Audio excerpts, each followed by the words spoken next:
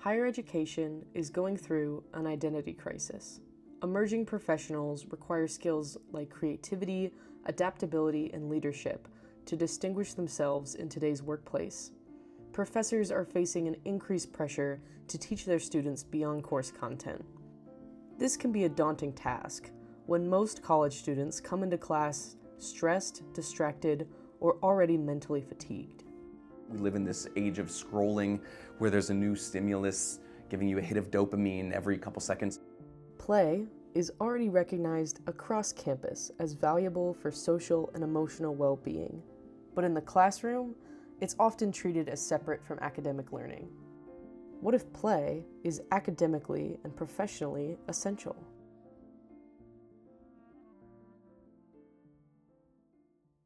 I'm Tyler Friedman. I'm a visiting assistant professor in the Arts Management, Arts Entrepreneurship program. My name is Marla Wooster. I'm an associate professor here at Miami in the Department of Theater.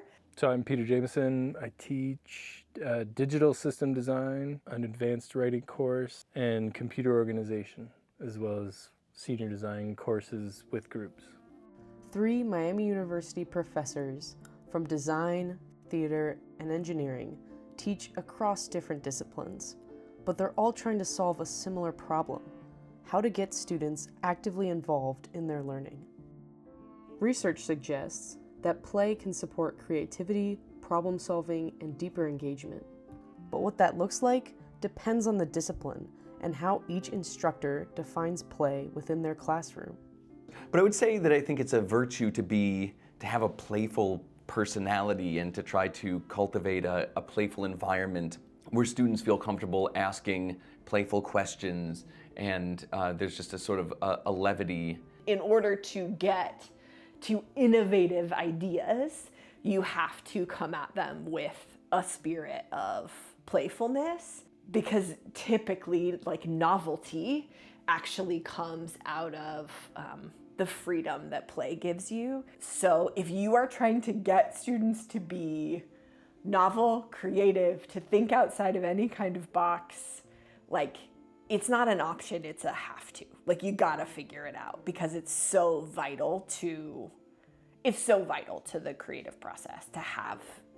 So my version of play is in an engineering sense. Like, I just want you, the student, to build stuff and make things, and that is a play space in my mind, right? Instead of relying primarily on lecture, these instructors are creating more experiential environments where students are actively applying ideas. Even brief, low-stakes activities have been shown to reduce stress and improve focus and readiness to learn.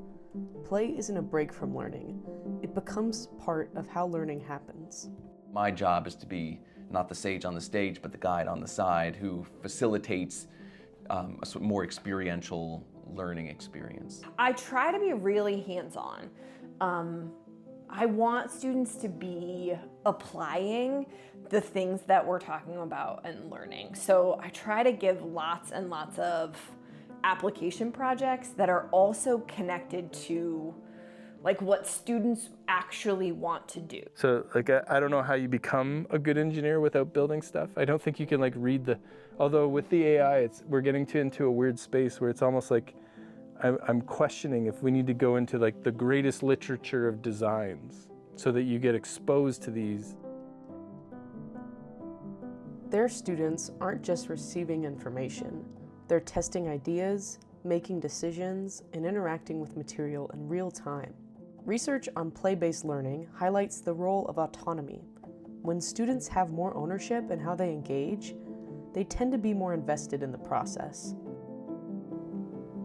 There's certain activities, or what I call creativity limbering exercises, that I start class with that I'm fond of, perhaps for that reason. We do a snowball fight. So I ask students to come to class, get out a piece of paper, and then spend just 3 minutes writing down questions. Just give free rein to your curiosity, whatever you're curious about, write down questions. And that always gets people in a playful, fun-loving kind of mind space. There's this exercise that I do in my lighting design class that is really like in the spirit of play. They get given a bunch of given circumstances. So they get a location and a time of day, and then they create a singular look via lighting in our light lab. And they're trying to get their classmates to guess what it is that the given circumstances that they had. And it's so much fun to watch them, because so often their classmates like really get it. So this guy, Aaron, he came to me and he's like, I want to redesign the electronics inside the Pulley Tower. And I was like, okay, sure. And then we just had to ask permission, are we allowed to do this? And today it runs because of his random project that he wanted to do something. What changes when play is introduced into the classroom? One of the most consistent findings is the sudden shift in student mood and behavior. If you get people playing, they'll be in a better mood. It really makes a difference in cultivating class chemistry. So especially doing it at the beginning of the semester so that people feel comfortable with one another, people have fun with one another and begin to look forward to the class. It makes a world of difference in my experience. There was one semester where I was teaching CCA 111, Creativity, Innovation, and Design Thinking. It was at 8:30 in the morning. They were actually doing pretty good work. They were just miserable. They just were like, it was just very clear that they didn't want to be there. We were in our play unit, and I was like, look, every one of you is gonna go outside right now. You're gonna go play for 20 minutes. And when they came back, it was like they were different humans. They had the best time. And from that point on, their group was never grumpy in class again. It was like that class period changed the way they looked at each other and changed the way they looked at that class in that this is a space where we can be joyful and free. There is an ecstasy when you build something and create something, but it's almost fleeting because the almost immediate question is, what do I build next? So those highs are they're so temporary in the process. Yeah. But they're high enough that we keep on wanting to do it, those of us who like doing it. So These playful activities support collaboration, communication, and creative thinking, skills that extend well beyond the classroom. At the same time, play isn't always easy to engage with. Research on play guilt shows that many college students associate playing with being unproductive, especially when they have academic work to do. That can show up as hesitation, self-consciousness, or resistance, even in low-stakes environments. So while play has clear benefits, students are often navigating a system that encourages them to prioritize productivity over exploration. They desperately want to be right. They just want to be right. And I work in an industry where right isn't a thing.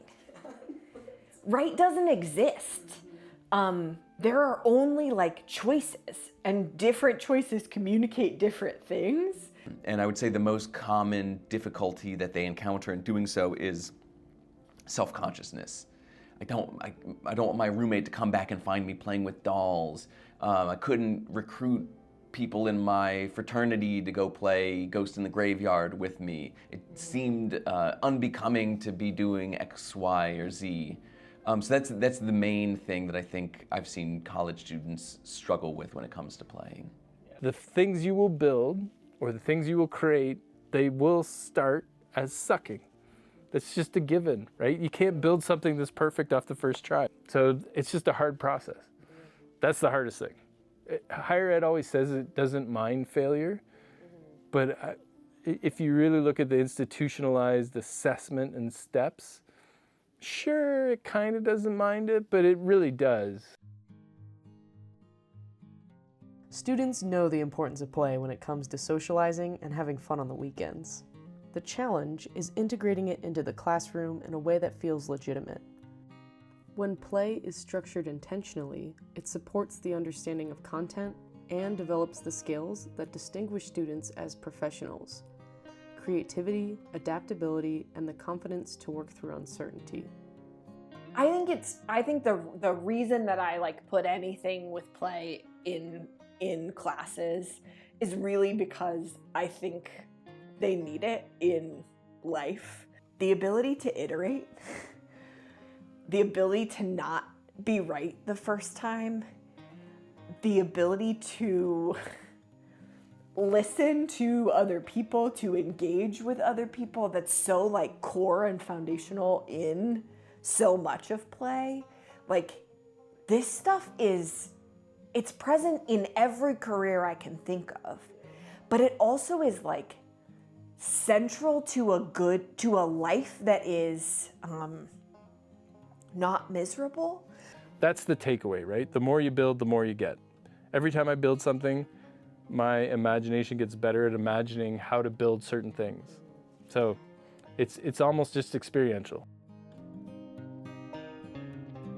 Do you want to have a little more fun in your day? Because I bet the answer is yes. In which case, like, play with them, show them how to play.